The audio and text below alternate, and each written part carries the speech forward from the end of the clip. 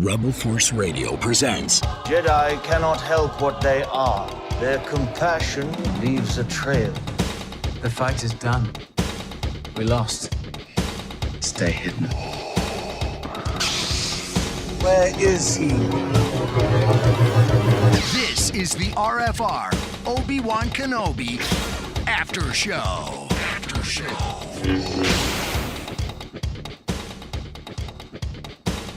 All right, shut, everybody.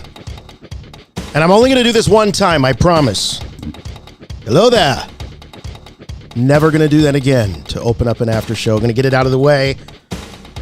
So I know some of you probably were expecting it. I'm a little hello there out, to be honest with you. Not from Kenobi, being out here at Celebration and all the hello there references.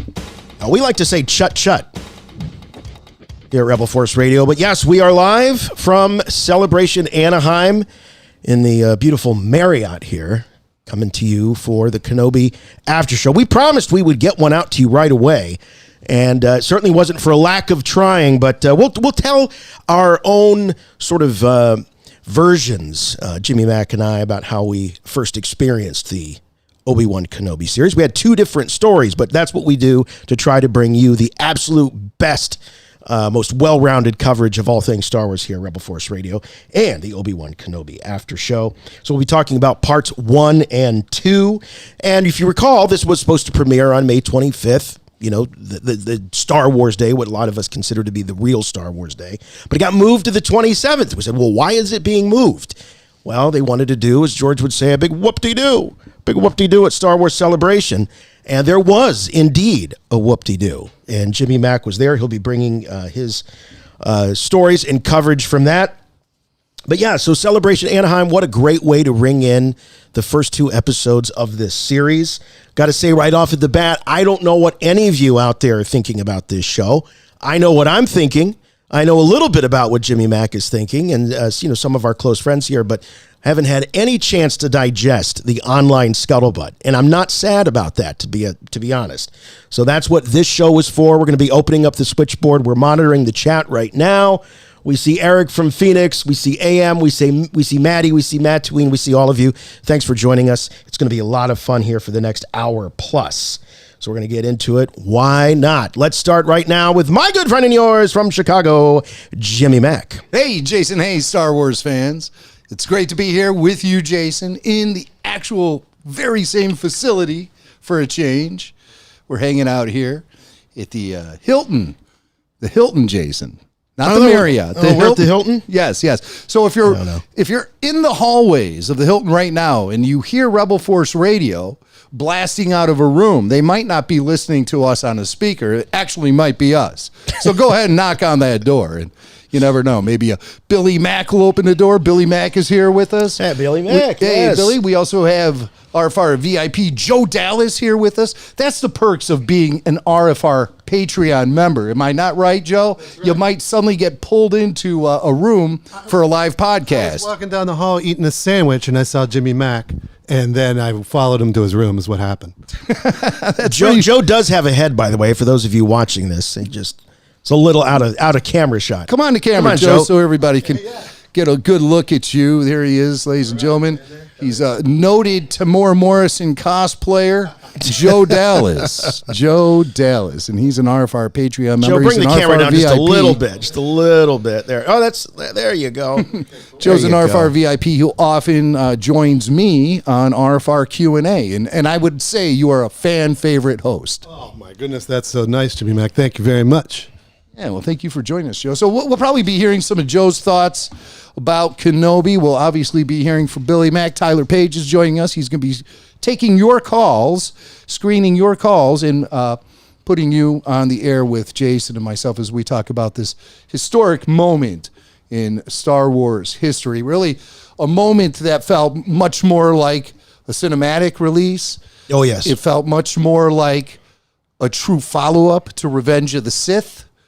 It could be Revenge of the Sith 2.0, or it could be a prequel to A New Hope. It depends on how you look at it. Yes. It perfectly straddles the bridge the two trilogies. Well, in the other series that we've seen, Book of Boba Fett and The Mandalorian, even the animated series, to a lesser degree, but they're sort of like, grabbing at the fringes, at the edges of the core saga. This series is not doing that at all. And we'll talk about it this very first. I mean, within the first 20 minutes of this show, you realize you are smack dab in the midst of the Skywalker saga. Wow. And how incredible to have that callback to Order 66 be the very first thing we see. Oh, yeah. Seeing it from the perspective of the younglings. I was worried Anakin was going to walk in. And, I thought that was going to be Hayden's debut, but I think they're going to. Well, they made us wait. We saw Hayden's debut, but they made us wait a little bit for it. So I thought we would start with giving both of our own sort of perspectives of where we were when Obi-Wan Kenobi premiered. And Jimmy Mack, as we had speculated many weeks ago when the announcement was made that they were moving the premiere date from the 25th to the 27th, we said, that's got to be because they want to do this big thing at Star Wars Celebration. Yeah. And as it turned out, if you were at the opening panel on Thursday, what did they call that? The Lucasfilm panel? Yeah, something like that. Yeah, Lucasfilm Studio Showcase. Something like that. It was basically like an upfront for Lucasfilm, if you think of it that way. And by all accounts, we did not get into that, but we're still just hearing some of the firsthand accounts of people that were there. But John Williams, the maestro, made an appearance. Harrison Ford was there to introduce John Williams as he played some music from Indiana Jones and the Star Wars saga.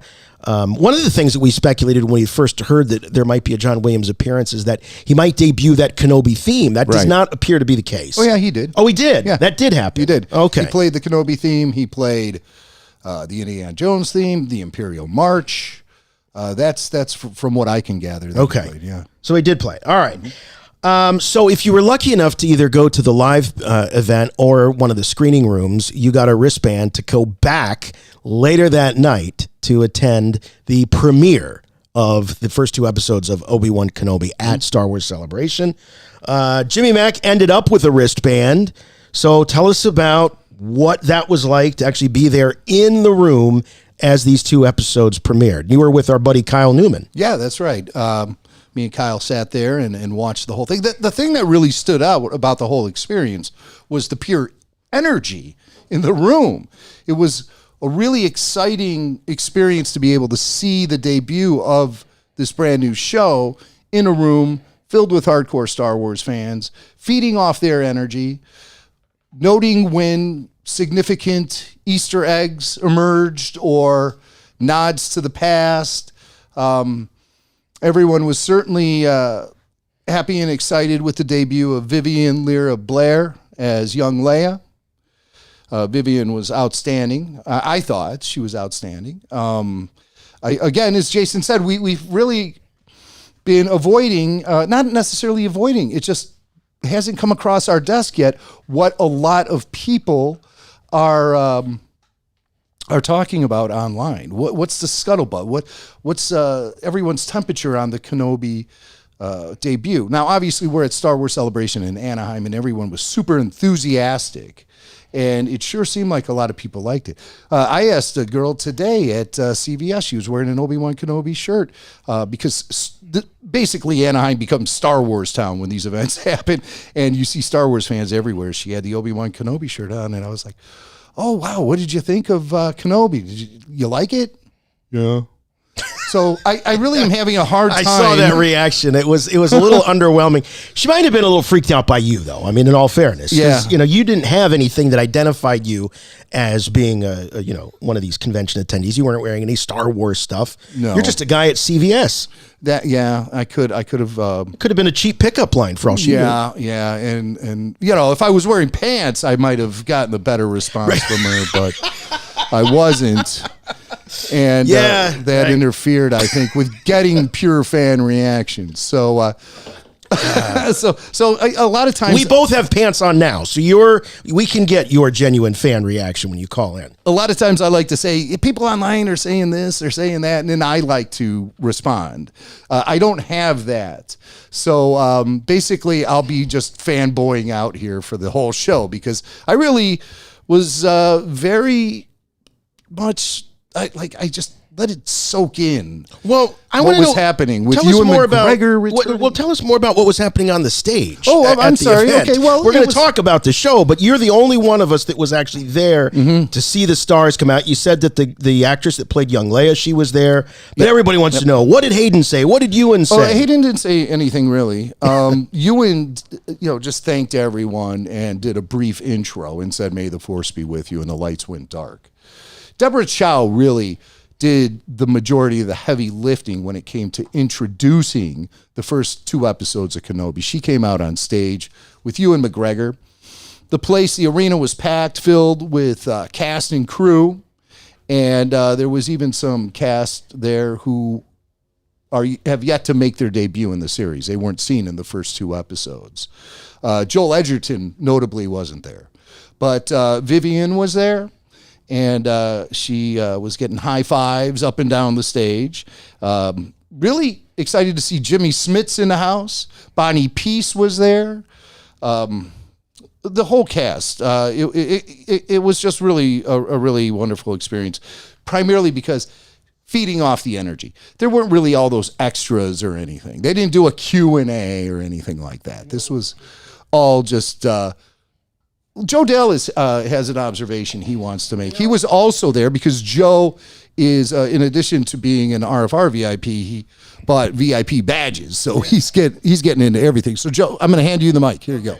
You know what I thought was really cool was they had the people that were working on the film all around the top. So like when the credits went up, you were here clapping coming from different sides of the auditorium or whatever arena. And it was the people that were, she said, the key grips are out there. And they were all there with their and Ewan said, like, you're going to watch this with our families. They had their families there. And it was interesting.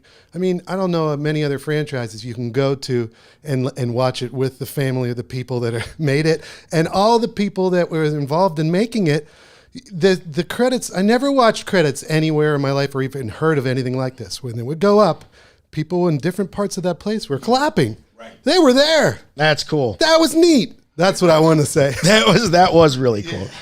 Thanks, Joe. You do get the sense that it is a big family thing. Ewan has said this a couple of times in some of the interviews. And one thing I'll add to this conversation is that everywhere that we've seen Ewan and Hayden show up, the response by the crowds here at Star Wars Celebration have been off the charts. Like, chants of Hayden, Hayden, Hayden. A lot of love for Hayden Christensen and Ewan, of course. But I think the fans are trying to be extra supportive for Hayden because, as these stars of the prequels, we talked to Daniel Logan at our bash.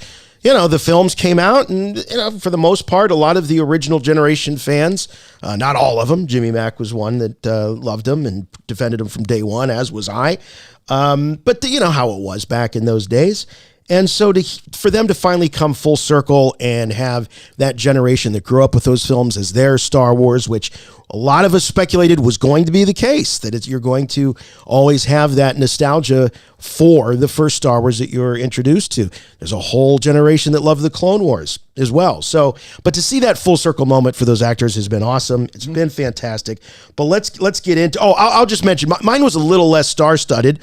It was a dark hotel room with just me and Billy Mack laying on a bed. It was a king size bed. It was. let's be specific. No, but it was exciting because we weren't there in the morning, you bastard. All right. We thought that we were going to have to wait till midnight. And so Jim came back from the event and we were all sitting there and he says, "Hey, I think this is going to go up at 9 East Pacific time." And so we're like, oh, so that they could do like a midnight drop on the East Coast. So it was like, at this point, it's like 7 minutes till 9. So Billy and I go running over to the elevators. There's a line for the elevators. We, of course, cut in line in the elevators. We go up to the room. We finally make it to the room. And, of course, everyone in the hotel, it was like roaches just scrambling. And they're all bam, bam, bam. You hear the slamming of the doors. Everybody going into their doors to jump on their iPads, their iPhones, or whatever.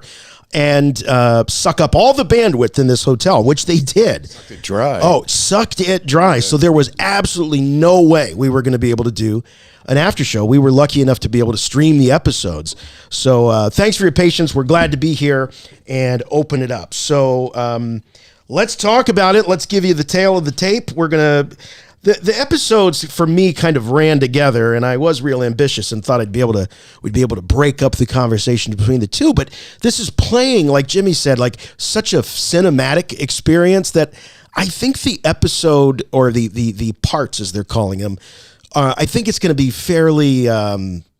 I think they're going to this is going to play out like one big movie. I think they're just finding breaks to break it up. I don't even know if it's being paced like a TV show. I wouldn't say it is. The way I kind of break down the first two episodes is episode 1 was introducing us to Kenobi as a broken man and finding that moment where he is going to return to the galactic battlefield and reclaim himself as a Jedi. And so that's what the first episode is. It ends with the threshold moment where he crosses over and shows his ticket to board the vessel that's going to take him off Tatooine. And then the next episode is really about kidnapping Princess Leia and having the action on Daiyu. So episode 1 is Kenobi reclaiming himself as a Jedi. And episode 2 is Princess Leia kidnapped on Daiyu. Good. I like that. That's going to help us. So I'll give you the tale of the tape for both episodes. Part 1, Obi-Wan Kenobi, episode 1. Original air date, stream date, May 26th, 2022. Directed by Deborah Chow. Written by Joby Harold, Hossein Amini, and Stuart Beatty. And then that second episode, I believe, all the same credits. Joby Harold, Hossein Amini, Stuart Beatty, and directed by Deborah Chow. I don't know. I think maybe that's going to be the credits we're going to have for all of these episodes, certainly in the case of Deborah Chow. Perhaps. I've heard of other writing credits, but they're just not like jumping. But I think there are other writers involved in this show.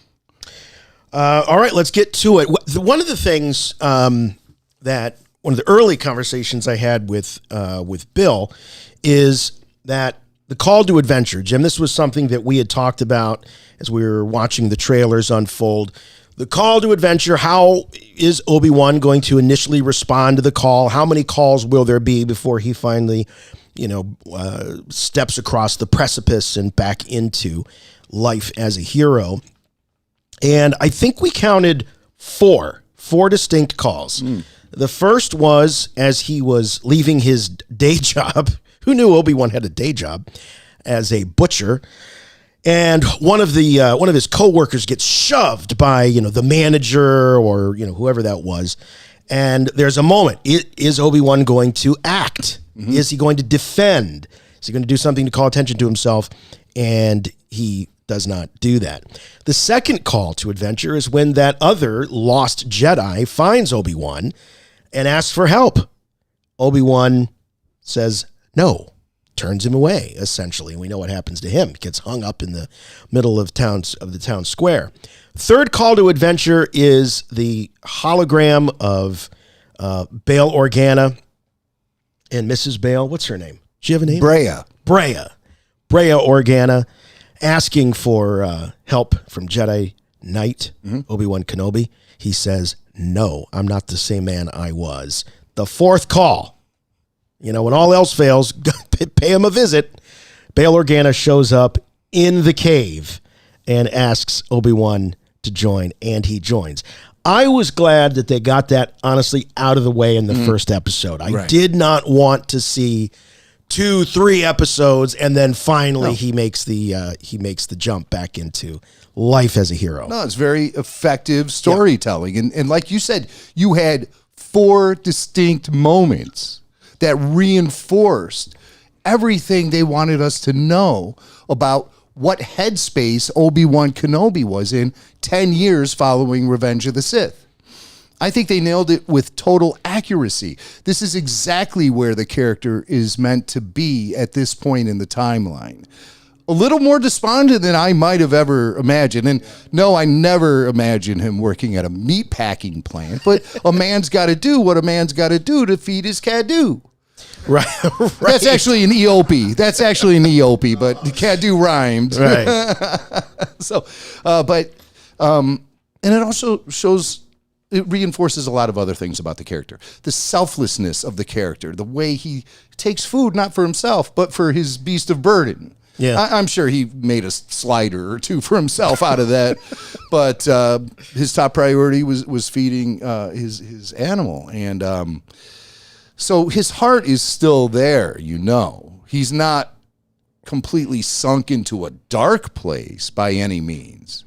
But he also is living the life of an exile who is completely cut off from his spiritual base. So we get examples along the way of him reclaiming that spiritual base, most notably when he digs up his buried lightsaber. Mm-hmm.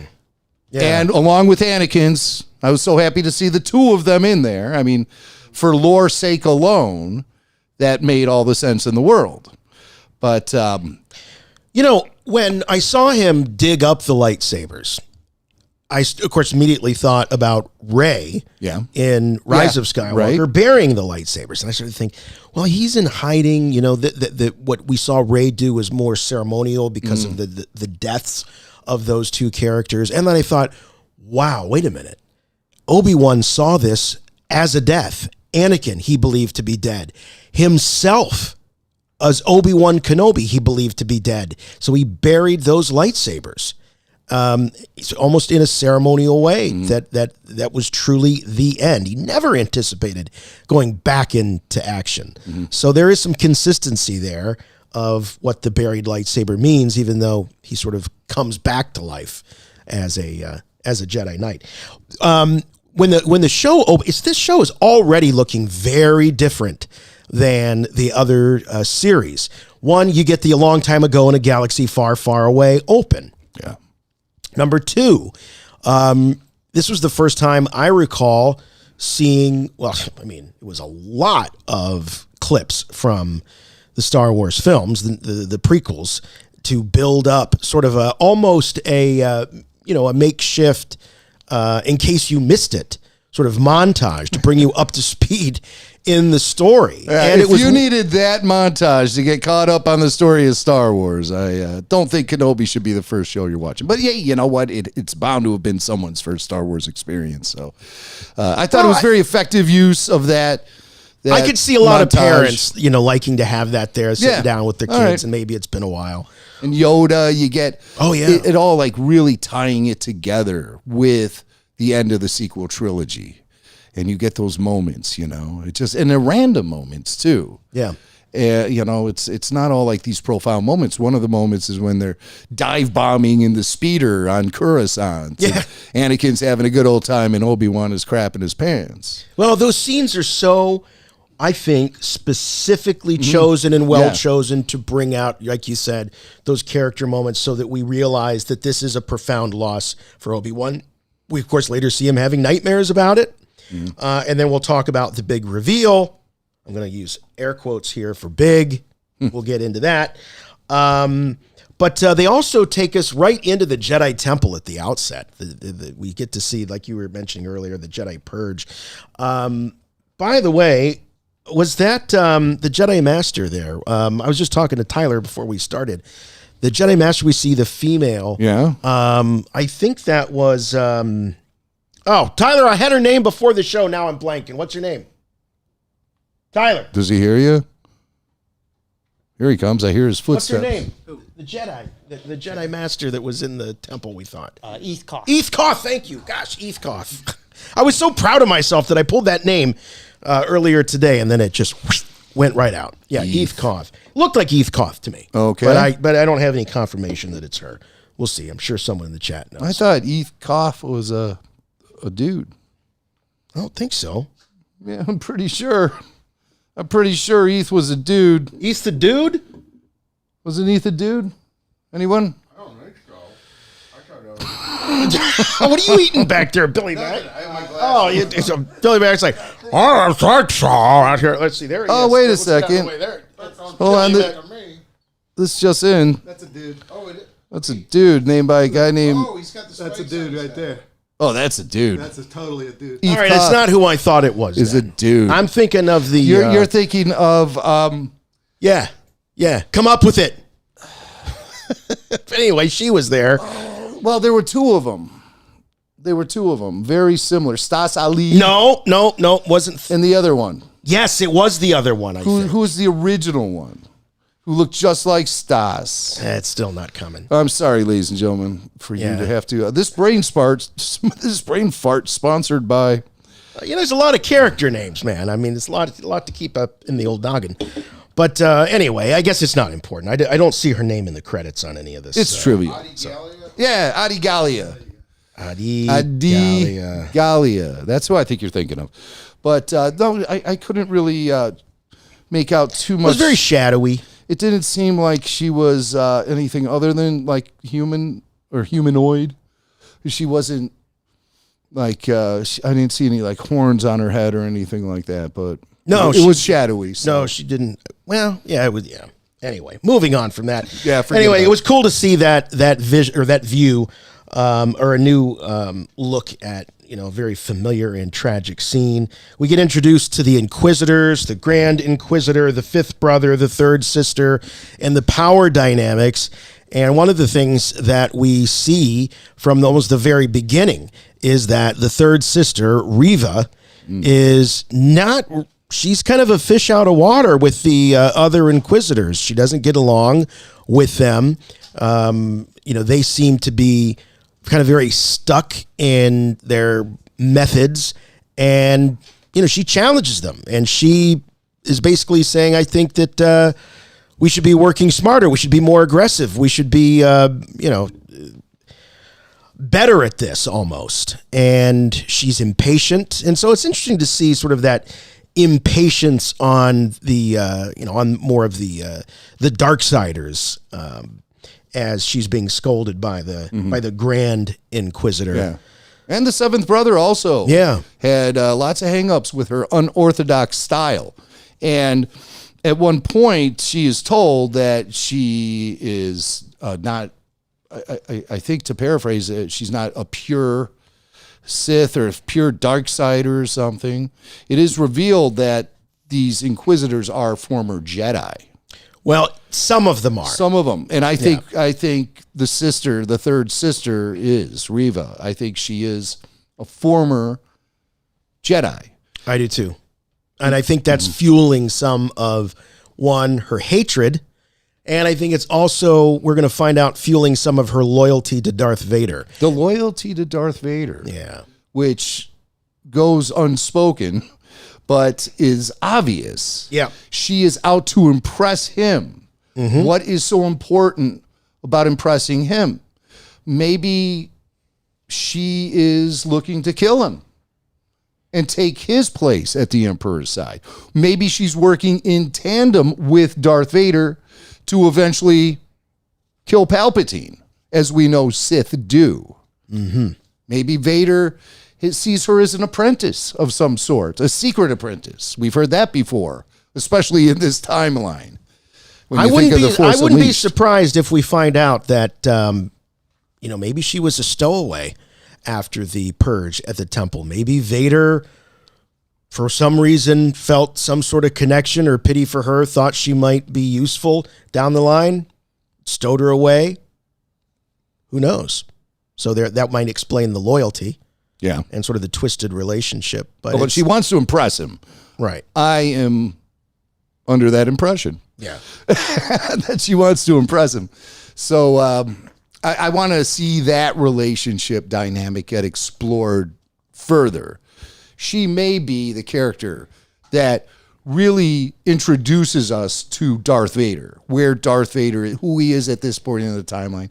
She seems like somebody who might even challenge Darth Vader a little bit in the way that she talks to these Inquisitors. She seems kind of emboldened. Maybe Vader gives her that. maybe she crosses the line with Vader and he smacks her around a little. Maybe the whole series ends with her falling to his blade, or she makes an attempt to kill him or something. I think there's a lot of different places we can go with this character. It's an emerging character that I'm very interested in. I know some people are probably jumping to some rash conclusions about her already, but I don't think you really can judge this character alone until this entire story plays out. I really feel that way. I agree. Jeff Holland on the chat here, he had a good point. He said maybe Reva hates Kenobi so much because he and Yoda didn't save her and other younglings at the temple. Yeah. I'm thinking that there is going to be some kind of connection with, Order 66. She is a former Jedi, but I'm thinking a former Padawan.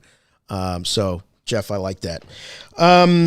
So we're exposed to the methods of the Inquisitors. There's a certain level of brutality, but I would say that it's more intimidation than it is just blatant brutality, though. Reva cuts the hand off of one of the the townspeople there, whereas you get the impression after it happens that the Grand Inquisitor was sort of just meaning it as a threat, but she makes good on it. So. Yeah. Well, I mean, there's something about her viciousness that seems out of line with the way these Sith operate. She just wants to torture and intimidate. While these Sith, they seem like they're moving kind of in a different way compared to her. And I always thought Sith were like really brutal, like Reva. She to me resembles more of what the Sith are all about. And I know Inquisitors aren't necessarily Sith, but they're dark side. So just for lack of a better term, I'm calling her Sith. I think she practices more of that, like that dark side intimidation, the dark side violence. And those other Inquisitors seem to have more of a, like, get with the program sort of vibe where they all work together. And she's rogue. She's a rogue Inquisitor. Yeah, I think they're more measured, I would say, because if you just go in there and you just start chopping people's hands off, you're going to get an uprising, right? Mm-hmm. But if you go in there and you just intimidate and you sort of leave just how big the bite is compared to the bark vague and ambiguous, then I think it's easier to keep people trapped in fear. By the way, you can buy that old lady's hand at booth 1230 there in the main exhibitor hall right across the street. $249.99. Star Wars Celebration. Yes. So a couple other things to mention. We are going to be taking your calls, and we'll put the number up on the screen again, 708-866-1737. Do give us a call. We want to hear from you. Tyler's ready. He's already screening some calls. We got some good ones up here from some Patreon members, so please, 708-866-1737. Seeing Obi-Wan dealing with the Jawa there in his cave, that was pretty funny. Yeah. So he does have some companionship, a little bit, even if they're trying to rip him off half the time. Kyle asked me during the screening, he said, have we ever seen that Jawa before? And because he says the Jawa's name. I think it was like Tika. And so I said, well, no, we didn't see that. But then I thought to myself, maybe it was one of the Jawas that was hanging out with Peli Moto there in that one episode when they were refurbishing the Naboo fighter. Was that the same Jawa? I haven't had time to do any of the research. No, I don't know. I was looking. Again, this is all very, very fresh, gang. Haven't had a chance to go back and see it more than once. Jim's seen it a couple times, saw it at the premiere, and then part of what we were screening last night. But yes, we're gonna have a long time to discuss this and get all the character names right and all of that stuff. But we're kind of painting in some broad strokes, or trying as best we can. So Obi-Wan does have some companionship. We were right about the cave being, such a symbol of his isolation, loneliness, and there he was in the cave, as predicted here on Rebel Force Radio, trying in vain to commune with Qui-Gon Jinn after a nightmare. Hello there. Hello there. Hello there. You have to imagine the reverb and the echo in that.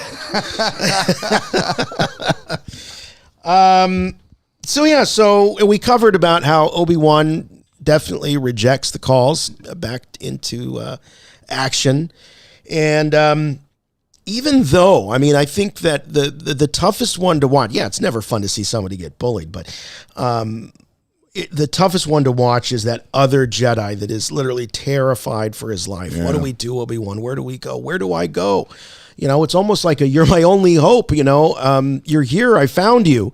And, what does he do? First he says, I'm Ben. You must have me confused with someone else. He really holds on to that line. Mm-hmm. And then he finally slides off the EOP, walks over and says, take your lightsaber, go out into the middle of the desert, bury it, start a new life. Live. I think he even says live like a normal person or something like that. So he really is committed to this new persona. And I just kept thinking about how Anakin is also at this time trying to live with a completely new persona. Both men at total opposite ends of the spectrum are trying to inhabit all new identities. Yeah. I think that's what the series is all about, isn't it? Yeah. Because you also see this being reflected in Luke, and the brief glimpse we got of Luke living on the Tatooine farm. As soon as he can get out of eyeshot of Uncle Owen, he's running around, goofing off, hiding, just being a kid. Yeah. Looking for freedom. Same thing with Leia. She's on the other side of the galaxy. What does she do? She's trying to get away from the doldrums of routine life in the palace and be a rough and tumble, sassy little kid that she wants to be.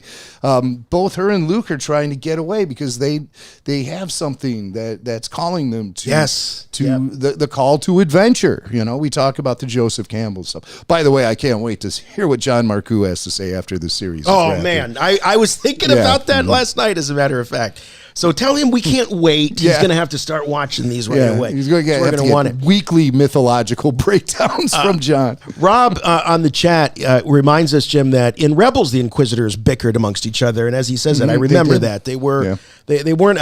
It was interesting because here they are, brother this, sister that.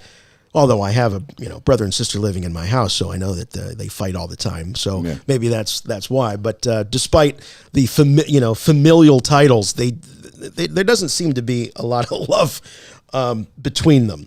They almost feel like kind of, in some ways, maybe tragic imprisoned characters a little bit. Yeah. Oh, for sure. For sure. And I wonder if we're going to find out that, at least in the case of Grand Inquisitor and the fifth brother, that all the accoutrement and all of that, they almost just feel, encased. Like, I hate to use this analogy, but like Borg almost. Supplemented with, I don't know. There's something about it. Hellraiser, what's Billy says. Oh, Hellraiser. Like Pinhead. Yeah. But back to the Jedi, though. Benny Safdie, who played Nari, he is also an opposite of what Obi-Wan is trying to do. Obi-Wan knows he's lost all hope. Nari is still fighting a good fight.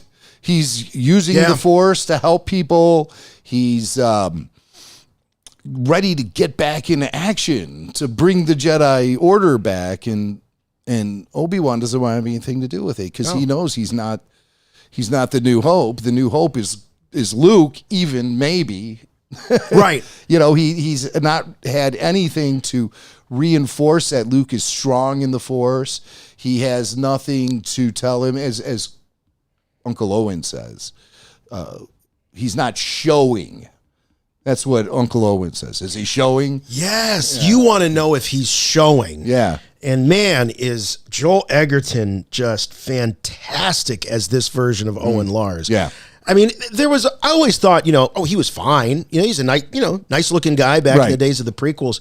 But they've got, he's aged enough, and I think they've got some prosthetics going on with his makeup to give him sort of more of that look, and the voice, the demeanor. This is a perfect, plug-in point for that version of Owen. It's dynamic, and the confrontations that we see him with Kenobi are just phenomenal. phenomenal. It's very much playing the way I always envisioned this. And a lot of times when we see prequel-y stuff, it's not the way you thought of it as a kid, but this is one of those kind of relationships that it's exactly as I imagined it as a kid. Coyote English is asking, is that Billy Mack on the bed? Yes, it is. Confirmed. There he is. Confirmed. So speaking of Owen, as you mentioned, they have that confrontation. He asks him if he's showing up. So it's cool to get sort of a term of what that means. And maybe that's something that we'll see. It could be, I guess it could have been something we've heard in EU, but is he showing or is she showing? I've never heard that before. I've never heard that one before. Yeah. Well, I mean, I've heard is she showing, but it was usually, they were talking about something else, not latent force abilities. What else? And let's talk about Leia. My reaction as I was laying here on the bed with Billy Mack, as we saw what was so obviously, Alderaan and a palace and a little girl being doted on, and that was I got to be honest with you. I went into this. Leia was really far from my mind when we were walking to this. To me, it was all about Luke, Obi-Wan, and Anakin Vader. I was not thinking about Leia. If we were going to get a Leia, I really believed it was going to be a little cameo, a little nod towards the end at some point. But when the way they introduced the character, which turned out to be a stand-in, which she learned that from her mom, didn't she? The Padme having a little doppelganger there to take your place so that you can go run off and do something else. But I was just like, oh, they're doing it. They're doing it. We're going to see Leia. And I was so excited. It was just such a visceral reaction. Because I know that Dave Filoni and Jon Favreau, when they talk about these legacy characters, they use a lot of restraint. They don't want to go too far. But I guess if, the introduction of Luke Skywalker into The Mandalorian and Book of Boba Fett have taught us anything, it's that they are willing to go in there and pull these characters out and put them on full display. And this little sassy thing playing Leia, I enjoyed her. I enjoyed her a lot. I thought her lines were very Leia-like. I think they have to be careful. I think that you don't want to make the character unlikable. And the little girl is adorable. She is a fine actress, delivers the lines great. I want her to be loved by fans. So I am asking, for there to be a little bit of a pullback. The precociousness is, as any parent will tell you, is cute up to a point. And then you reach, a saturation point and it's, smart assery. Yeah, for sure. I thought she did a great job. She's a young actress. She's been on the scene since 2017, acting to various degrees in movies. And she's been in about 15 productions. So she does have experience. They just didn't pluck some kid out of obscurity. This is a kid who's actually been active in the industry for the last 5 years. Vivian is, like Jason said, very likable, but there is a danger of going too far with her. You're how old again? Comments and things like that. They're playing off of each other's age a lot because she makes fun of him for his age, right? Calling him grizzled and old, and she should be his granddaughter and things like that. But it's the right amount of sassiness that we want to see in a young Leia character, because when you think about it, we're only 10 years away from. Yeah. If she is 10, because now they're shifting the ages around. It's always been with Luke and Leia. They're 18, 19, or 20. That they've been presented at those ages through various source books and Leland Shee deductions and things like that over the years. But so I've always pegged him at about 19 because it falls right in between. So you can't go wrong. As a kid, I thought Luke was about 20, and it looks like maybe they're veering back toward that, making Luke and Leia 20 at the beginning of A New Hope. And that always makes more sense for me, because as a kid, when I was watching, they kept calling Luke a boy. I was like, that guy, he's driving. He's not some boy. To me, he was an adult. But Right. I get it now. I get Now, it now. right. Now Yeah, that he's just a kid. now that I'm the old guy. But Well, we got speaking more of- Leia. Just to finish my thought, Yeah. we got more Leia than I ever anticipated me going too. into this. She's practically a supporting character. She is a supporting character, and we got real strong glimpses into her personality, her lifestyle, her life in the palace. I loved all the shots of Alderaan. I thought Alderaan was spectacular. her relationship with Bail and her mother. We get to see exactly the way, there's two different types of relationships. She's definitely a daddy's girl. She can, do no wrong. Whereas mom's a little bit more, rides her a little bit more.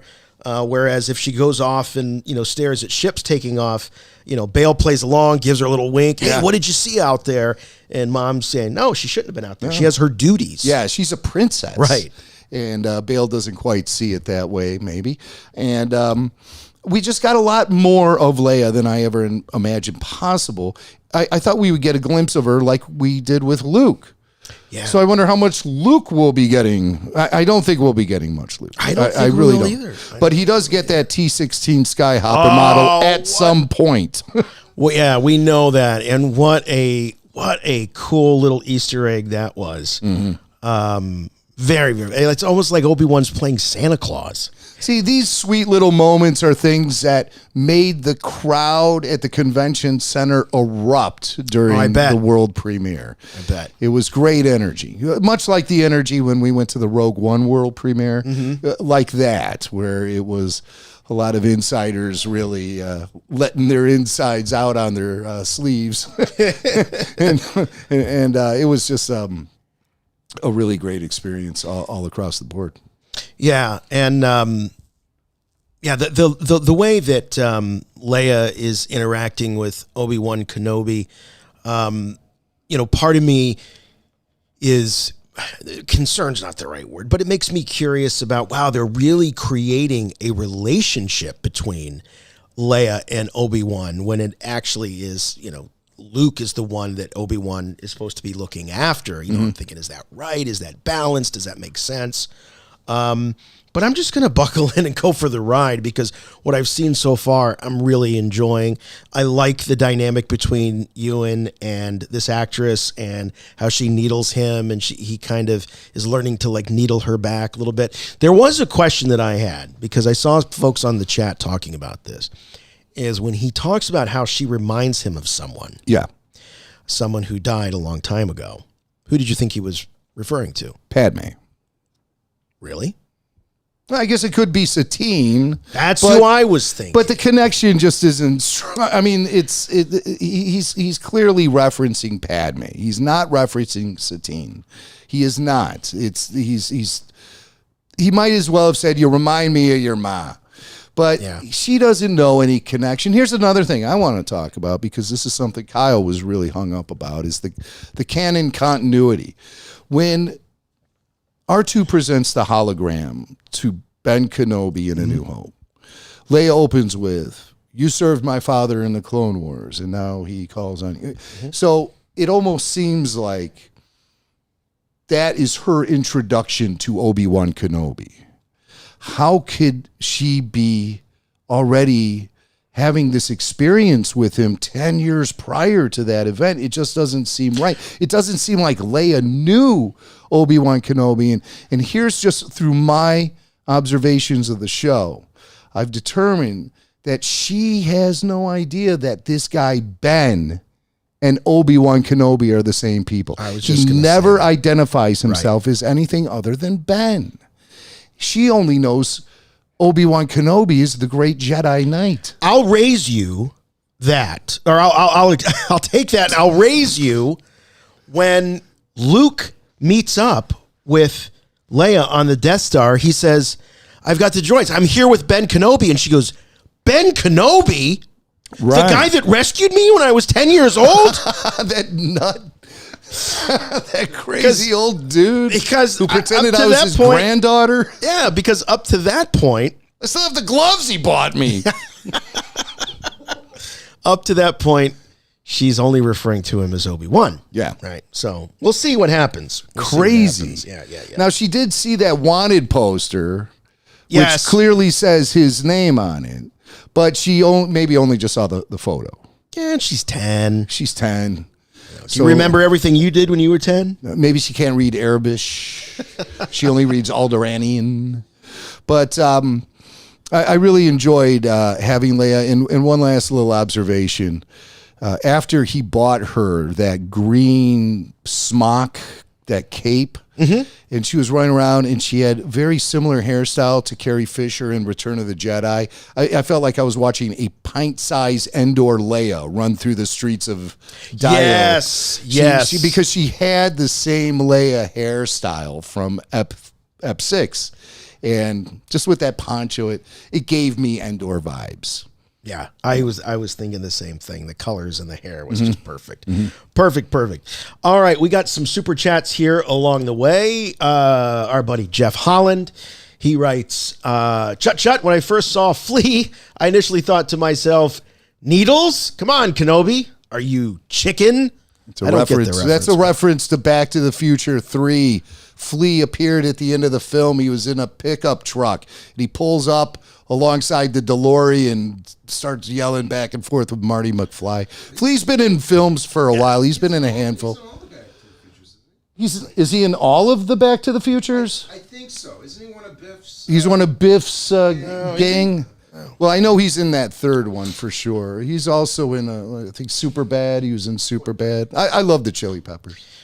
Here's from Joel Van Valkenburg Huff. Easy for me to say. Loved all the cameos, but as a Chili Peppers fan, loved Flea. Yeah, loved Fleaest of all. They're touring this summer. I'd love to see them, but gosh, I have to take out a second mortgage on my house to go to all these concerts I want to see this year. But here we've had this progression of bass players, really great bass players coming into the Star Wars streaming series. First Thundercat, now Flea. I mean, Les Claypool, stay by your phone. Les Claypool, stay by your phone because it's going to be ringing soon. Gene Simmons? Well, Gene, yeah, but he's. I'm saying, could he be next? Well, he has a lot of acting history. I mean, he's been in a lot of. He'd be great really cool in Star films. Wars. Gene would be wonderful in Star Wars. He practically is an alien. I would take the demon. Just in his Kiss makeup. He could be an Inquisitor called the Demon. Come on, Billy's here. Billy's dying. He's too comfy. Jump in. He's back on the bed. Just leave him. Just leave him. You just yell. Do you want my thoughts? No, we don't want your thoughts. I didn't think Here's we want you to put your pants on. That's what we want. Oscar Rodriguez says, I appreciate that even though it's Hayden, they gave him a molded Sebastian Shaw face mask. I don't know about that. I wasn't getting Sebastian Shaw there. I mean, I was definitely getting, that kind of disgusting Anakin cauliflower. Cauliflower evader. Yeah. But I wouldn't say that it was Sebastian Shaw. I think the Sebastian Shaw thing is past. Jeff Holland reports Flea was in Back to the Future 2 as an older man and 3 as a teenager. I don't know how I just remember him from 3 in the pickup truck. But I'm not really, steeped in Back to the Future lore. They've been on TV a lot lately. Phil Lesh lives in space, as my friend Steve Swanson. Just out of the blue. Phil Lesh, another bass player who could potentially end up in the Star Wars universe. Phil Lesh, of course, bass player for the Grateful Dead.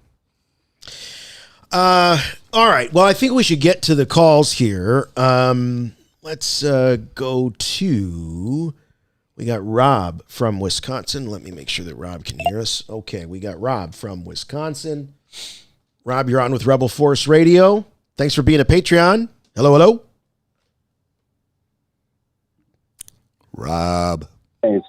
Hey, Rob. How's celebration going for you guys? Oh, it's going great, man. How about you? Are you here? I'm stuck at home. You're stuck at home? No, I'm stuck at home. What's an RFR Patreon doing at home? Not at Celebration. I'm a man of very humble means. Oh, that's all right. That's right. That's why we're here. We're here so you don't have to be. I'm just calling in with my thoughts on Kenobi. I just love that Spitfire Leia acting, especially the line, "I'd rather be digested by a jackal beast." That got me laughing. Yeah.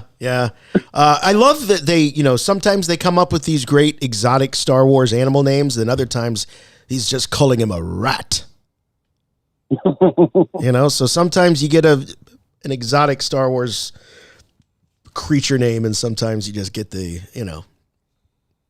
earthly name. Yeah.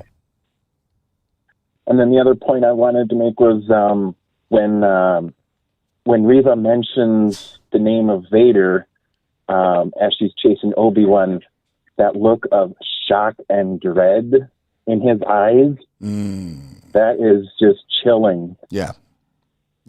Great acting from Ewan. Didn't have to say a line of dialogue to win an Emmy for best acting of the year. It was really, really excellent, because we know what was going through his head. And there's the moment. There it happens. She reveals the information. Yeah, I was not a fan of that. I did not think it was big enough. I didn't think that, well, time will tell. I don't think that she's that important enough to deliver that kind of information. She's pretty important. She knows Anakin Skywalker is Darth Vader, which I found shocking. To hear her dispersing that bit of information in such a casual, open fashion like that. That's what I have a thought on that.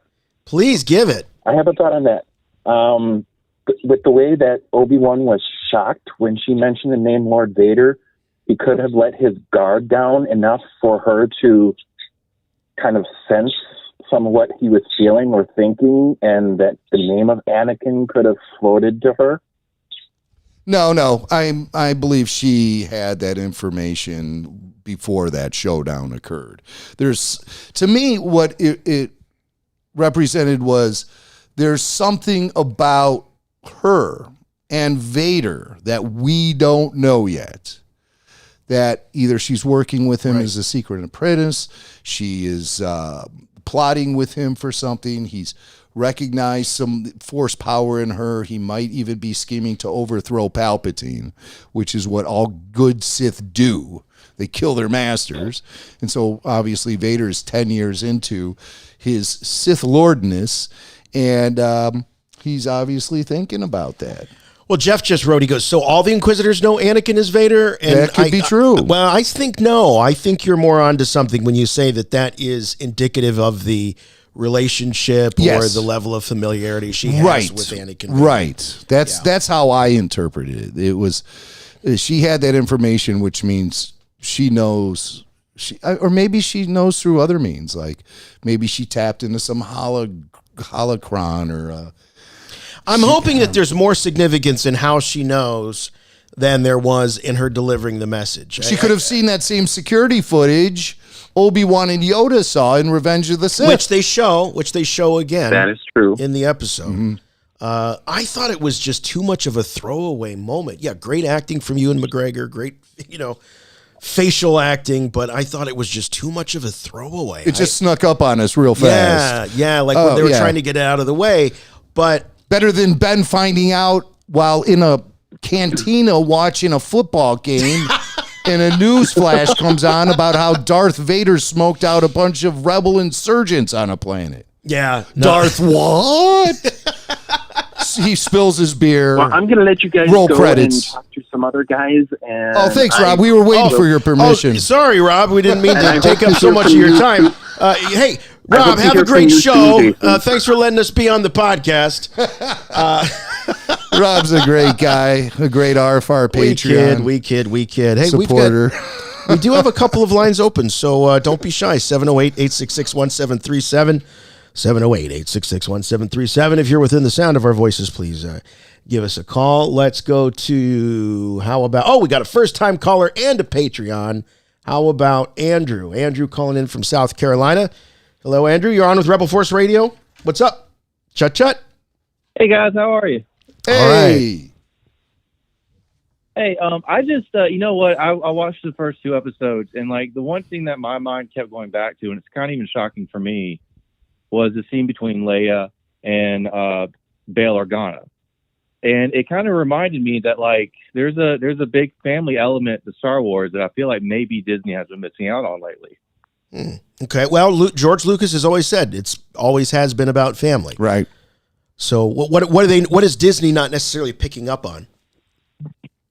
I don't know. It felt like something really tender, like a low stakes moment just between two family members, where everything is very epic as of late.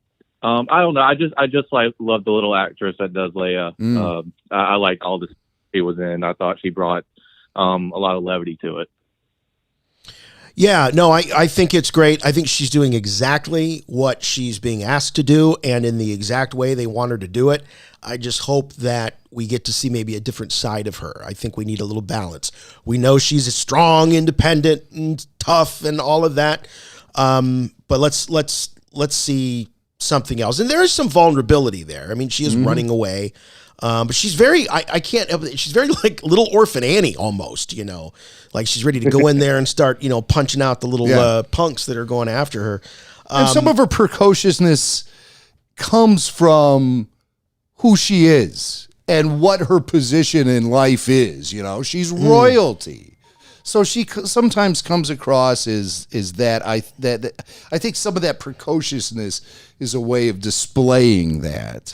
Yes, maybe some overcompensation too. She's been placed on a pedestal her whole life, and she's sick of it. So much so that it's routine and boring and dull for her. It's pedestrian crap. She doesn't like it. But underneath, there's some insecurity about her not really being an Organa. She's an adopted.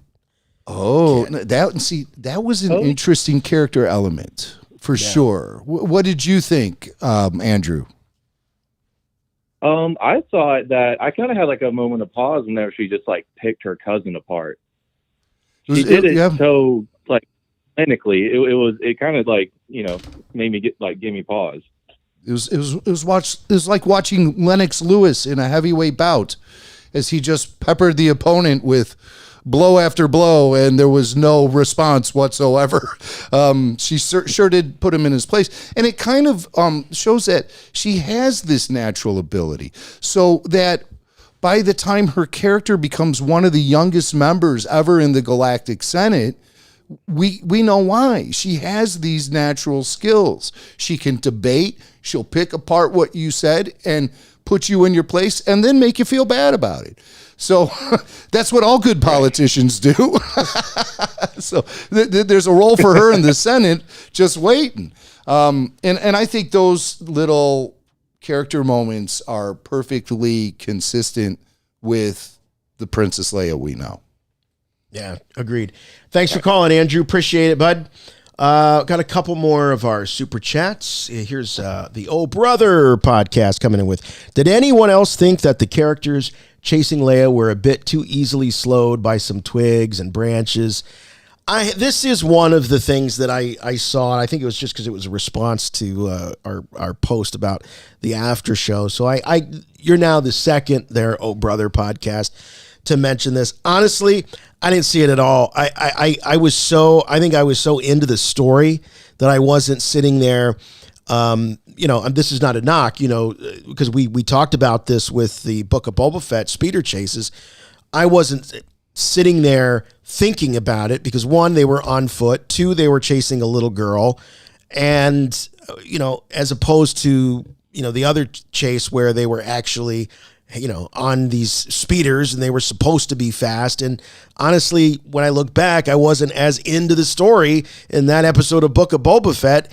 And when you're not as into the story, those things tend to, stick out a little bit more. So I didn't notice it. I wasn't thinking about how fast they were running or how hard it was to catch her. Yeah. And, Deborah Chow shooting an action sequence with a 10-year-old kid. And, I think she was just pushing across more of the beats of the story more than an action moment for us or anything. Could have been shot maybe a little more effectively, perhaps, but really that's at the bottom of the barrel when I'm so steeped in this story and these characters. I really feel more connected to the character moments in this series than I have with Star Wars in recent memory, because these characters are so important to us. Yeah. And there's a lot of things you can do with them without, as we mentioned at the beginning of the show, dragging it out so long, because they're so steeped in our consciousness as characters. We already know who they are, what they can do, show us something different, or give us those building blocks of the characters. And that's what we get in prequel things like this, building blocks for the characters. Right. Timothy Lang says, RFR is the best podcast around. Well, yes. thank you, Timothy. Yes. We agree. Loved Kenobi. It's possible Reva saw Anakin killing Jedi as they were running away, if not maybe even killed some of her fellow mates running with her. Yeah, I think there is something to this idea. I think that'd be really compelling. I love that. Maybe we'll even find a moment where Reva is found by Anakin. Maybe during the massacre. He spares her life. Yeah, I threw that out earlier. Yeah. Is that a good idea? I think that's a good idea. I mean, during the actual massacre itself, because like that happened with the Force Unleashed. Right. That's where I'm thinking of that. With that Star happened. Killer. And then he just, tells the stormtroopers, take her and set her up. And I'll be back to school. We'll be back in session once I wipe out all these other Jedi. Right. Well, let's talk real quick before we go to more calls. Oh, wait a minute. No. Wait a minute. Barry Harmon, Babu Freak on the line. Isn't Barry just down the road from us? Because he is bringing up the very topic. Hey, he's bringing up the very topic that I was about to. By the way, happy Babu Freaky Friday. It's Babu Freaky Friday. See, we got our Babu Freak shirts and decals all proudly displayed. Yeah. Babu Freaks, of course, is a Patreon exclusive show here at Rebel Force Radio. Join us, patreon.com/Rebel Force Radio, and join the RFR Comlink tier to get Babu Freaks. So, Barry, you were reading my mind. Honorary freak. Yes. So I'm calling from the convention floor here. I'm actually looking at your hotel from the third floor right now. That's kind of creepy. What am I wearing? It is kind of creepy. Billy Mac's got the full moon pressed up against the window looking for your attention. Oh, yeah. I see he's got the puppet's full moon, too, right next to him. And man, when that opens, it opens wide. So wide you can stick a hand in it. Oh, boy. Yeah. That's where the hand goes. That's right. Yes, it is. All right. Yeah, so what do you got for us? So I caught the show. I caught the premiere at the Galaxy stage. So I was up on the third floor. And it was a great experience. I was there with my dad and my daughter. I'm just now realizing it was her first, I guess, Star Wars theatrical experience. Oh my gosh, that's huge. Yeah, that's a world cool. premiere. Right. Not a bad way to start. This morning she said, I want to watch Kenobi again. And I was like, great, it's on Disney Plus, so we can watch it right away. But yeah, I absolutely loved it. But one thing that just threw me, there were a lot of moments I go, oh cool, oh look, it's a clone trooper, like an old clone trooper. Yeah. But the one thing that really threw me was I think casuals watching this are like, oh cool, she just killed the Grand Inquisitor, and I'm like, she can't. He comes back in Rebels, so what does that mean? And I don't think it means they're decanonizing. I don't think it's any of that. I think it's something much darker that they're going to lead to. Well, I think we're being faked out here. I don't think he's dead. I do too. I mean, we've seen time and time again, you can cut people in half and they come back. Right. I don't think he's dead. And the reason I think this is because I believe I've seen footage in promos and trailers of the Grand Inquisitor doing stuff we didn't see in these first two episodes. So I think there's actually existing footage that's been released showing the Inquisitor in later episodes of the series. So I find it highly unlikely he's dead. But when he wakes up, he's going to be pissed. Yeah, well, that's the whole thing, because if he were just to be dead now, the third sister, she could just go right to Vader and say, Kenobi killed the Grand Inquisitor. He's out there. Make me the Grand Inquisitor because I brought you, your prime target. But if the Grand Inquisitor survives, the third sister has to go rogue and find Kenobi and go over his head to Vader. Otherwise, she's toast. You know, Yeah. that's pretty much her future now. Yeah, and another thing No, I'm sorry. Go ahead, Barry. I was going to say another thing I picked up on too was when the Grand Inquisitor finally dies for real in Rebels, he says, I can't remember exactly, but like there are fates more frightening than death. So, you know, they could be going back and making that line mean something like maybe he gets resurrected just as Vader did, and he's like, this sucks. Well, maybe that's why he ends up with an egghead. I don't know. Well, I mean, everyone's upset about the fact that he's got a round head. Right. Rupert Friend, by the way, I think is delivering just as I'd hoped he would. I think he's got a great presence in the part. I was enjoying it very much. I was shocked when they pulled off that death, but I don't think it's a death. But yeah, we'll see. I think it's just one of those things we have to play out. I don't believe that Dave Filoni is going to stand by and watch any of his Rebels continuity upended. I just don't see that happening. Nailed it. Yeah, it's not going to happen. So we'll be seeing more of the Grand Inquisitor this season, I'm sure. Oh, the other thing, you mentioned the old clone trooper. Man, I thought that was going to be Rex. Well, I thought that was going to be that Kenobi was going to, that was almost like one of those, something you'd see in a spy movie where he's just pretending to be an old beggar and he goes and he puts the coins in the hat and then he was going to lead him to somebody and that. So yeah, I was really excited. Thought it was going to be Rex, but I love seeing something because I always wondered what happens to these clone troopers. Do they become stormtroopers? Do they get retired because they age at double time? So their effectiveness as soldiers has a limited shelf life. And we really saw the dirty underside of that. How many of these guys are just sitting out in the galaxy, still wearing their crappy armor? Because that's probably, that's all they know. It's comfortable for him, I guess. He was all crouched down. I don't know how he's crouching down and sitting like that in that armor. I've tried. Well, maybe it's impossible. Maybe he fell and he just can't get up, so that he's just stuck there like a turtle turned upside down. I've fallen and I can't get up. All right. Thanks, Barry. Appreciate the call, buddy. We'll see you on the convention floor for sure. We've got Patreon John from New York. Also wants to chime in on the death of the Inquisitor. John, you better have something new to add to this conversation. I don't. I told Tyler I was really spitballing today's visit with you guys, mostly because the last six after shows, I decided not to call in because the 4 after shows before that, I called in consecutively, and I was like, I'm not going to be a phone hog. Yeah, so not going to be a phone hog. That's good. That's good. Very generous. Thank you. That is. So I'm back, and man, I hope you guys are having a good time over there. We are. I really wanted to get over there, but it wasn't in the cards. But maybe next time. I was going to say, though, yeah, I thought that it was weird that they did that to the Inquisitor.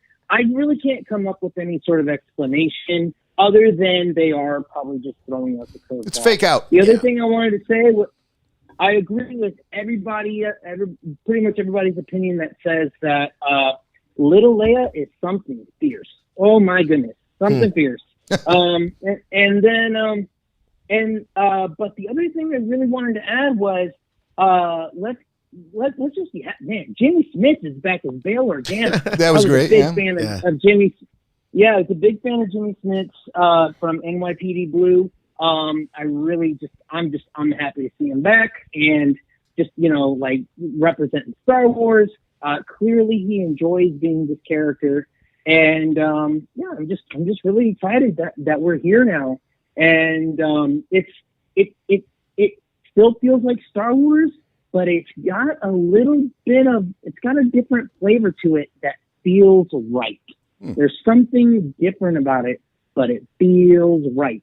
Yeah. There's a drama, there's a complexity, there's a gravitas and a seriousness that the actors all understand, especially the actress that plays young Leia, which I have to say, everybody who enjoys drama and basically, these science fiction TV shows, we all know that it's really difficult to find a child actor that really understands the gravity of what they're meant to portray, and this young actress clearly gets it. And so that's pretty much all I got to say. John, those are great comments, and I share all of them. Thank you very much. And I know that there's going to be chatter, as there always is, about some of the really small details. And I don't say that to minimize your feelings, anyone out there, but people are going to be talking about, I don't know, maybe the way the sets look, maybe the way certain, costumes and things. But I was so into this story. I know I keep saying that, but I was just so into this story that everything else was just blending it, or falling away might be the better description. I was just seeing these characters, and to point out that all of them are doing just a fantastic job of pulling us in to tell this story. Everybody in the series, I think, is doing a bang-up job so far that I've seen. Yeah. There wasn't one of the... We're not sitting here talking about, Jim, that one character that really kind of pulled us out of the show. It just felt like, where did this character come from? There hasn't been one of those. It was very consistent. Agreed. And I really liked all the acting performances across the board. A guy who hasn't been mentioned yet, Kumail Nanjiani, was fantastic in his role as the Jedi con artist. Using magnets and mirrors. I knew it was magnets right away. You know why? They used the same sound effect that they used when Chewie and Han were planting those explosives on Starkiller Base. And when they held the explosives close to the metal surface, you'd hear this, and the thing would stick to it. Oh, my They used gosh. the same sound effects. That's cool. That's so cool. I'm like, this sucker's using magnets. That's very cool. Someone was asking here on the chat the same question I had, which was, is the actress that played Bale's wife the same from episode 3? No, she was not. Not the same actress. No. Okay. No, let's see who she is. I've seen her name a few times. She's fabulous. Just fabulous. Breaking news here. Hayden Christensen finally met Ashley Eckstein at the episode 2 panel. panel. That's wonderful. Great. So- I knew that was a goal for Ashley coming into this convention. She really wanted to meet Hayden, and I'm glad they made it happen. That's cool. Because if they didn't, Rebel Force Radio was going to. All right, back to the phones we go. We've got Chris from Pensacola, Florida. Hello, Chris. Welcome back to Rebel Force Radio. Hey, guys. How's it going? All right. Hope the weather's good in California for you guys. I have a feeling it's always good in California, but it's pretty fantastic. Yeah, the weather is great. The Star Wars is wonderful. What'd you think of Kenobi? Oh, yeah. I loved it, man. I loved getting a chance to see it, but I did notice this in the second part of it. Wanted to see if you guys caught it. You noticed he had a blaster in his hand. In episode 3, he killed General Grievous with the blaster and quoted, "So uncivilized." True. Right. And you he's just got a blaster. Well, it kind of shows you how far away he has fallen from his Jedi lifestyle, where things like and you that, can really tell he's really broken. things like that, blaster usage, living a rough and tumble lifestyle he's had to use. I don't think this is the first time Ben has been blasting away at people since he's gone into exile. He seemed like he had a sure shot and was doing a great job against those bounty hunters. A lot of people are talking about 4-LOM. Was that 4-LOM we saw get destroyed? Well, nobody identified him as 4-LOM. He is a 4-LOM, but is he the 4-LOM? Unlikely. Well, is he just a LOM? Because maybe the 4 is relative to the individual. Yeah, he was 3-LOM. 3-LOM. And then we get 4-LOM. Until we know any better, we're just going to say here on Rebel Force Radio, and your dog agrees, Chris, we're going to just assume that on Rebel Force Radio that we saw 3-LOM. That was 3. Yeah. But that shootout on the rooftop was great. I love that. His friends call him Trey.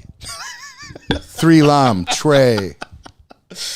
We got a first-time caller from Houston, Texas. Brendan. Hello, Brendan. Hello? Brendo. Hello? Hey, Brendan, what's happening? Hey, how's it going? Good, man. What'd you think of How's it Kenobi? going, guys? Great. What'd you think of Kenobi? I loved it. I loved it. I thought it was it delivered on the hype. I got to say that. How about it? It really did. Yeah. Yeah, and this is a show. You know, I grew up with the prequels. I'm 23, so I was about 5 or 6 when Revenge of the Sith came out. So this was like coming back home for me, man, and it was just fantastic. I can tell you that the theater yesterday for the world premiere was packed with prequel lovers. They did a thing at the beginning where, how about a round of applause for the original trilogy? Very hearty, very healthy. But when they said, how about the prequel trilogy? I was impressed. I feel like, believe it or not, in that room, there were more prequel fans who grew up with the prequels. You're my son's age. When he was born, I took him, he was probably not even 1 year old. I took him to see The Phantom Menace. 3 years old, he was watching Attack of the Clones. 6 years old, sitting in the theater watching Revenge of the Sith. Now he's an adult, and he has great nostalgia for the prequel trilogy. My other son, just a couple years younger, he's doing a full rewatch of Attack of the Clones. Whole different experience for him. He says, I watched these when I was a little kid. I was watching because I was invested in the action sequences and the Ahsoka quips. That's all he got out of it as a kid. Now he's understanding big elements of character and mythology that went over his head as a little kid. And I really love talking to guys your age because it's so fun to hear how you've absorbed Star Wars, and now you're at an age where you can be nostalgic about it. I think it's just great. How were you introduced to Star Wars? I remember the earliest memory I have is I went with my grandfather and my mother. We all went to see Revenge of the Sith, and my mind was blown. Yeah. I still remember it like it was yesterday, and I remember going 2 other times with my dad, and I went with my grandpa again. Oh, really? Everything I had all the toys. I was playing the Star Wars Battlefront games on my PlayStation 2, and I could not get enough of it. I still can't get enough of it, man. And my love continues to grow along with the franchise. Well, that's great. And I can't think of any other thing that's been released in the history of Star Wars that really brings together prequel and original trilogy fans like this Kenobi show is doing. I mean, it hasn't even been in existence for a day as far as our public consumption goes. And I can tell that this is really going to be the most important thing to come out that will bridge the gap between the two trilogies. Absolutely. I couldn't agree more. Yeah. I called in wanting to talk about Qui-Gon. And I feel like Kenobi's starting to cut himself off from the Force, and he's losing his faith. He keeps calling out to Qui-Gon, but he never answers. But I think we'll eventually get there. Well, I hear him calling, I hear him. I'm not going to pick it up. I got important things to do up here, Oh, that's right, I got a carton of Marlboros, bottle of scotch. I can't be involved, really. He's got to amp it up, Yeah, he's got to fend for himself for a change. He can't be leaning on old Liam. What do I got to wipe his ass for him? All right, Brandon, thanks, buddy. Appreciate it. You brought out the Liam. Thanks, Brandon. Let's see. We got Patreon member Jamie calling from Montana. Hello, Jamie. You're on with Rebel Force Radio. Obi-Wan Kenobi after show. Hello. Hey guys, how's it going? Hey. Hey, I just wanted to say real quick that I've been... Oh, no, we lost him. Oh, no, his call dropped earlier, too. Yikes. Oh, we're sorry, so sorry, man. Jamie. Maybe, Tyler, if you see Jamie's calling back, 406 area code, put him up to the top. Yeah, and we'll get to him. Hey, by the way, we've had consistently here somewhere around 200 people watching. We only have 93 likes. We have 2 dislikes. What the heck, Billy? But please, if you would hit that like button, we really appreciate that. It goes a long way and helps us out. So let's get the likes up, okay? Can we get at least can we get it to 150? That would be good. Yeah. So please give us Yeah, there we go. They're starting. Yeah, to treat us like we're Tamora Morrison panhandling. And give us what we're asking for. Yeah, throw some likes into our bucket, would you? We got the dirty gray beard. Yeah. Old cracked up plastic armor on. You know what? I saw that last night outside the Hilton. Just right there on the sidewalk there. I didn't want to ask any questions. But, there we go. Oh, look at that. We're up to 120 already. Wow. 30 more to go. Come on, guys. You can make it happen. That's really neat. While you make it happen, we're going to talk to Antonio from New Jersey, Patreon member. Oh, I love Antonio. Let's talk about Reva and how she's different from the other Inquisitors. Go for it.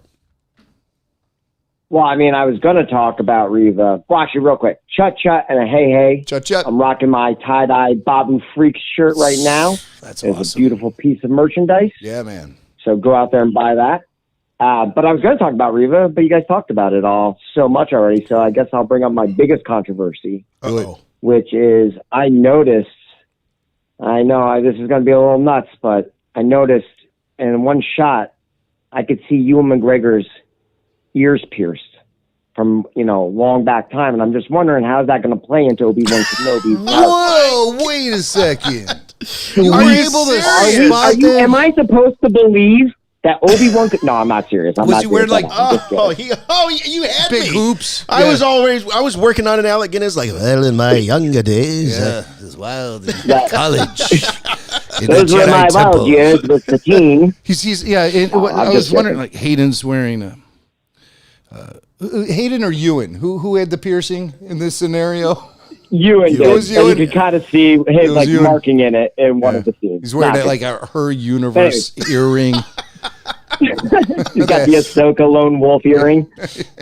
Very funny. Great, man. All right, real quick, to get to Reva, since you guys did talk about it a bunch already, I think the one thing that I would bring up, and I've seen it talked about on chat and also on the Facebook, could Reva be one of those kids that we saw in that amazing, Order 66 opening? Which Could was be. just phenomenal, right? Yeah. I'll bet Now, she but is, yeah. I now see that the only thing there is those kids look pretty young, right? I would expect them to be 10 years later, 16, 17. So I don't think she's one of them. I think she was I think she was someone who was fighting, and Yoda and Obi-Wan didn't help her. And on the flip side, like Jason was speculating, Vader did save her. So now she's confronted with the heroes that she thought were supposed to be heroes abandoning her, and Vader being the person who saves her in a sense. Well, so see, I think that could be a really interesting. I think speculation like that is really going in the right direction. I think there is so much to Reva that we don't know right now. Yeah. And as I say, she's an emerging character. So we're catching up with her while she's doing what she should be doing for the story, but we don't know what got her there. And I mean, like, that's the whole story of Star Wars going back to 1977 when Ben Kenobi mentioned the Clone Wars and all of that. We immediately started thinking of sequels and prequels and everything else under the sun. But here it is with Reva, and she's being. Have we settled that? Is it Reva or Reva? I'm going with Reva. Reva. I think it is Reva. Like Reba, but without the B. Okay, Reva. I got to get into that groove, I mean, I'm still. It could be Reva. Well, that's what I was wondering, but we're going with Reva as a show policy. Okay. Yeah. But I just think it's really interesting to see how we're going to get her backstory filled in, because that's really important. What's her backstory? The origin of Reva. Well, I love her explanation of why she, just talking to the Grand Inquisitor, she's like, well, I looked in the archives, and that's how I figured it out. It's like, well, why were you looking in the archives? You just happened to be in the library one day?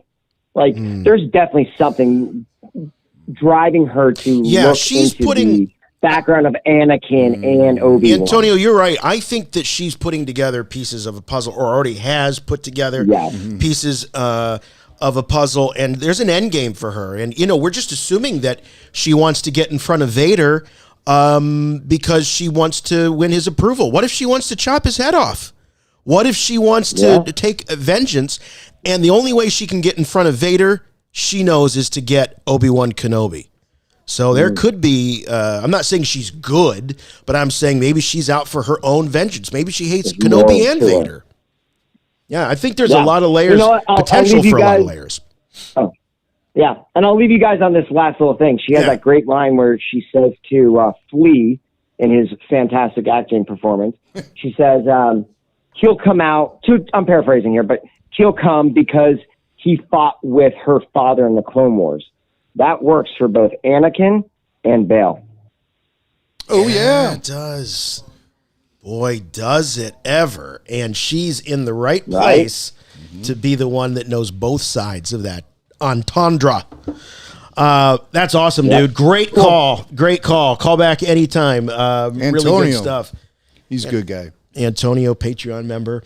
Let's check in with the super chats here. Got a few of those. Here's David. He says, enjoyed the rooftop bash. Convinced my wife to go with me to get a photo with the RFR guys and the puppets. What do you guys think are Haja's contacts who will help Obi-Wan and Leia? Good question. Well, I mean, maybe Rex. Why would he be connected to Rex? I mean, this guy is a street con artist. He's a grifter. He's a scam artist. Scoundrel. You'd like him. But he obviously has a heart. So, I mean, maybe he's like a curate, but, more of a fan than a spiritual devotee. Maybe he's just a fan of the Jedi. I know a lot of guys who do impersonations, like comedians and stuff. And those impersonations often come from a place of hardcore passion, like love for the person they're parroting. And was when Obi-Wan is in his office and he's watching him, counsel the child who is terrified because they are showing signs of force ability, and the mom, and he gives them the hocus pocus and sends them on their way. Are they being, is he working for the enemy? Are they being captured, or is he really running an underground railroad for force sensitives so that they can go and be hidden? I thought he was actually, my assumption was he was actually, kind of like Fagin and Oliver. He was leading these kids to their doom, and he was going to take the kickback. When I see these kids, I think about that Star Wars Skeleton Crew announcement that was revealed on Thursday. The new Jude Law series coming from Lucasfilm, featuring 12-year-olds getting lost in the Star Wars universe. I just wonder if we're getting some soft launches for some of those characters here in Kenobi. And there was that kid who was connected to Kumail's character, the Jedi scam artist. And maybe that kid was like a force sensitive and stuff, because he came and reported right away to Kumail, hey, all the bounty hunters are going after that dude who was here. And so they go, well, let's get it. And so he grabs a gun. Let's go out. You think he's going after the bounty, but he really goes out to help him. Why? That's yet to be really resolved. Maybe there was some dialogue in there where he said something to reveal, but it went past me why Kumail helped Obi-Wan. Yeah, I still wonder, was he really helping that mom and the child? Or, because he said they're coming down, and who was he talking to? And he said they're coming down. I think it was just all a ruse to get their money, and they probably were able to travel however they wanted to get off the world. But she was saying that the kid was force sensitive. She was, and that's why they were fleeing. So I don't know. I guess more to be found on that. I was thinking Rex because it was Antonio. Was it Antonio? The last caller was talking about Antonio from New Jersey. Well, the one that was talking about Riva. Yeah, and said, well, we get a Order 66 sequence at the top of the episode. They don't do that by accident. When you're watching a show and they're showing the previews from the last couple episodes, they're always going to show you the beats that are relevant to the episode you're about to watch. So I feel like there was no need for them to reinvent Order 66 for the sake of this show unless it has real significance. And so far, the only character that we can tie into this as having any real significance with Order 66 is Riva. So I think that's lending some credence. Mm-hmm. And then, the other idea is seeing the old clone. It's a cool Easter egg, but is it a way to prime the pump and ready the audience that when next time we see a grizzled old clone, it could be Rex? I'm just thinking. It could be. It could be. I don't think it necessarily has to be anything more than it was. Something right. Fun cameo. Give us. They had Tem there. Give us as fans indication of what happens to these old guys once the war is over. Right. These are things that have been discussed in shows like the Clone Wars and the Bad Batch. What is a guy who is born and raised to do nothing but be a soldier? What is he to do when the war ends? Yeah. Well, we find out. It's a sad commentary that unfortunately is very prevalent in the real world when our great men and women who serve this country sometimes gets forgotten. And if that parallel is something that will help shine the spotlight a little bit more on those kind of injustices, then yeah, I'm all for it. All right, here's Steel Driver Jim. I think this is for you. Okay. $10 super chat. Solo is not a bad movie. Oh, end of statement. End of statement. Well, listen, I won't shame anyone for liking Solo. This is for you, Steel Diver. This is for you. I'm a driver. I'm a flyer. I'm Alden. We're still workshopping this one, folks, but it's pretty darn good. 256 toothpicks. I got 256. Got to watch Jeopardy. I'm a driver. Got to watch Jeopardy. I'm a flyer. All right, here's super chat from Garrett. It says, thank you guys for everything you do. The Patreon content is great as always. I'm really mad at myself for not going to Celebration for the first this year, since I think this would have been one of the best years for it. Well, it's been a lot of fun, dude, but it's really good to have, it helps to have great company with you. Yeah. So Star Wars we're bringing forever. the fun. Star Wars is forever. We'll leave no fan behind. That's always our motto. So whatever we can do to bring the convention to you, we will. Yeah. Sooner or later, we'll actually go to the convention, and that'll be a lot of fun. But for now, we're just hanging out in the hotel room, talking to people on YouTube. And you know what, dude? There's always going to be another convention. Yeah. So if you can't make this one, you make the next one, all right? Colin McAfee says, my theory is that she saw Anakin kill her friends at the temple and wants Kenobi to get close to Vader to get revenge. I'm kind of leaning towards that, Colin. I think that's a cool theory. That had crossed my thoughts as well. What if she is one of these ill-fated Jedi who are going to try to defeat the dark side from within? Right. Could that be something she's doing here? Could be. And the key is Obi-Wan Kenobi. Obi-Wan Kenobi will rattle Vader, and that will give her the opportunity. While Vader is distracted by Kenobi, Reva might be up to some shenanigans. Right, right.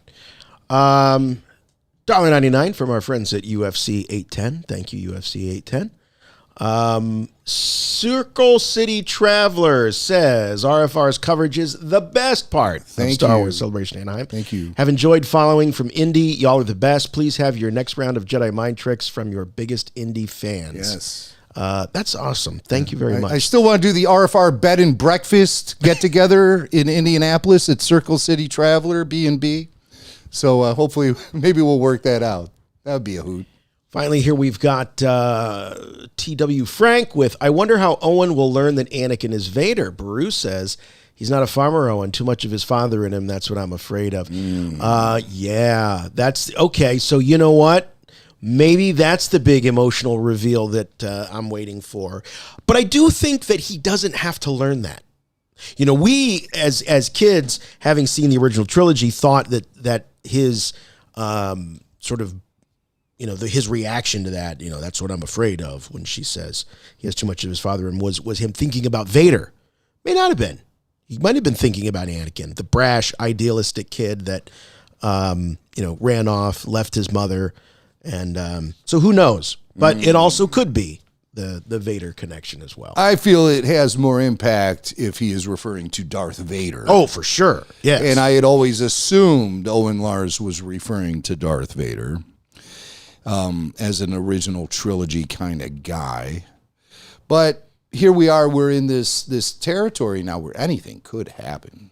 Darth Vader himself could appear at the Skywalker, or not the Skywalker, the Lars homestead. Lars homestead. I almost said the Skywalker Ranch. I have seen Darth Vader at Skywalker Ranch too, by the way, but that's a whole different thing. But what if Vader is at the Lars homestead? Is that outside of the box?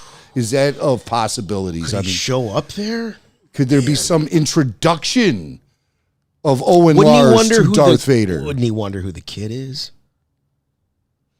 Well, I think there would be some tremors in the Force that might, but he is around Leia and has no idea that Leia is his daughter. So obviously the Force has limitations. And the light side here's of the Force, the difference. Yeah. Here's the difference.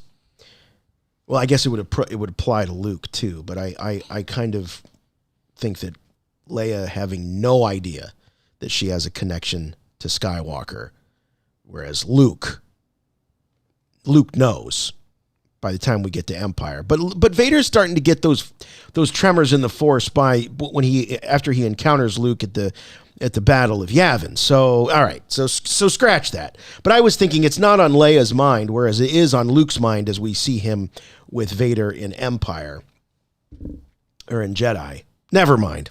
I don't know. That's the White Claw talking. I'm having one of those moments where the continuity is just not clicking with me. So maybe we should think about getting over to the convention center. Yeah, we should. Maybe we can check in with another live stream on Saturday or something. Just because I'm having such a blast, I'd hate for this to end. But I'm not even saying necessarily like a Kenobi after show, but this is what he does, folks. He publicly commits me to doing something. I see how he is. Yeah, we'll do another one of these. Yeah, we're having a good time. I mean, that would be kind of fun just to do it like a convention recap on Saturday night or something, because there's been so much stuff happening at this convention. Obviously, there's a lot we want to talk about outside of the Kenobi show. Yeah. But there's nothing bigger going on right now than the Kenobi show. So I'm very happy that we were able to take the time to do this live stream. We finally got the hotel Wi-Fi up to speed. We wanted to do this last night for you guys. We were ready to rock. You can keep going. This is like the Academy Awards. I'm being played off.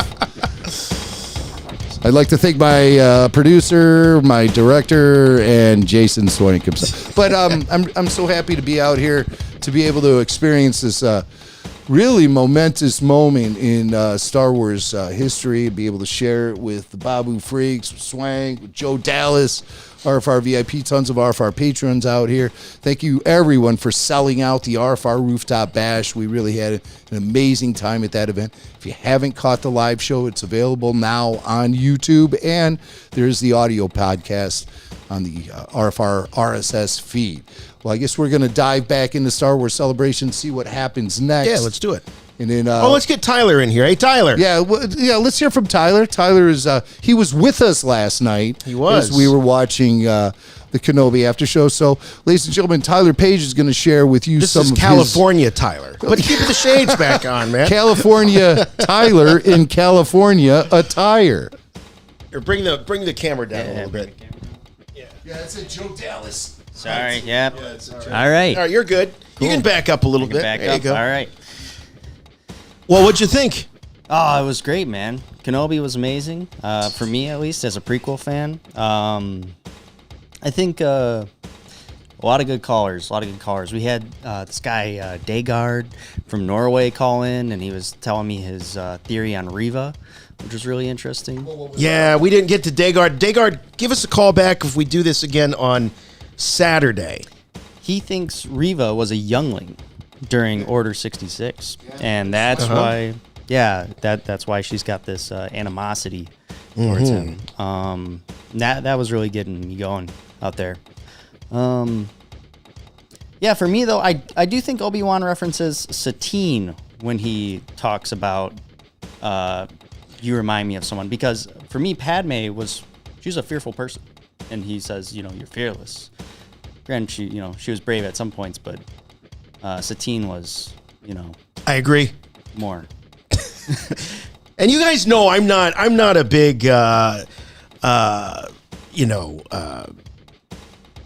tie-in guy. I'm not the one that's always looking for something to tie into the the animated series and things like that. But when he said that, plus I know that I had just seen the Mandalorian season 3 teaser that they put out, and I was seeing Bo-Katan sitting in that sort of now kind of iconic Mandalorian throne that we saw Darth Maul sitting in there. And I know that they're going to be working to tie all this stuff together. So I don't think it's out of the realm of possibility that this series might introduce us to a Satine. But maybe not. We'll see. Is that all you got to say? That's all I got. All right. All right, man. Well, thanks as always for screening the calls and helping us out so much here. It's been great being able to hang out with these guys, face to face. He was talking about Padme. Yeah, we'll find out. I don't think he knew Padme all that well, to be honest. Well, he knew her. Oh, he knew her. He didn't know her as a kid. Anyway, all right, fine. Well, maybe he did know her as a kid. She was only a teenager when she was serving as. All right, now you're right. Now I'm coming back around. All right, we'll see you. I guess we'll be doing this again Saturday. So make sure you're following us on social media. We are on Facebook and Twitter and Instagram. But most importantly, when it comes to these live shows, please make sure you're subscribed to Rebel Force Radio on YouTube and you got that notification bell turned gray, because that's how you'll know, and we'll get you the push notification when we go live. We'll give you about a 30-minute warning. And if we even have a 30-minute, sometimes we don't even have a 30-minute warning before these things. But you guys are awesome. Moni G, what? How did I miss you guys? Chut. Yeah, you can go back and watch the replay. So I know we left a lot on the table. There's going to be so much more to talk about Kenobi. We will be back on Saturday with more Kenobi talk, more Star Wars Celebration Anaheim talk. And then next week, when we see part 3 of Kenobi, we'll be back with an after show reliably on Wednesday night. So I think that'll do it for us, right? I think that's it. All right. For Rebel Force Radio, I'm Jason. And I'm a driver. I'm a flyer. And remember, the Force will be with you, always.